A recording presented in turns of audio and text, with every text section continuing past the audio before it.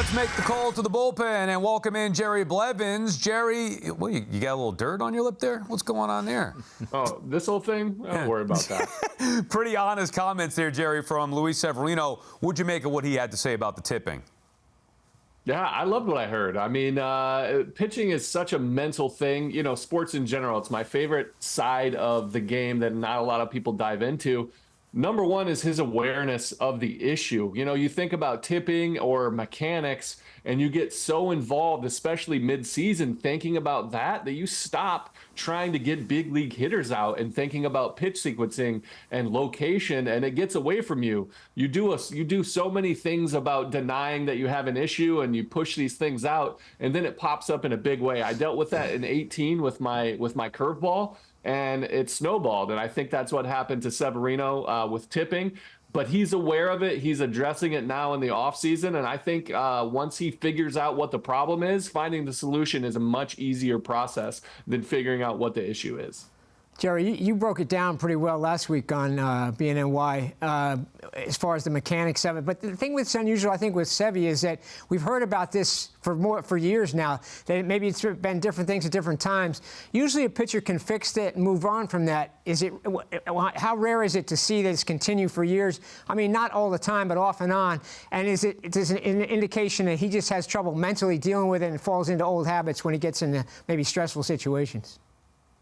Yeah, I mean, I think the fact that it's been an issue throughout his career isn't against him. It's just, you know, all this film, things that guys the before us didn't have to deal with.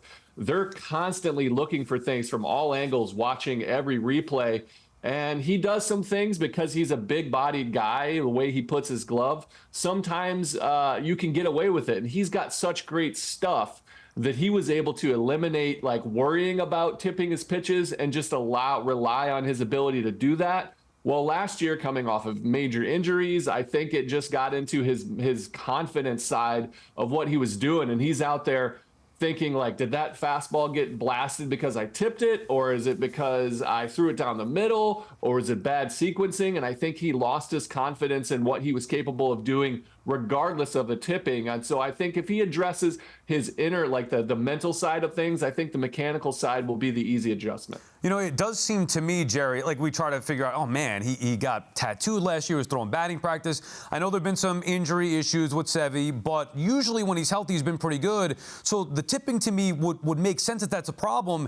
Is it unrealistic to expect that if they can fix the tipping, that maybe he can get back to being a dominant starting pitcher?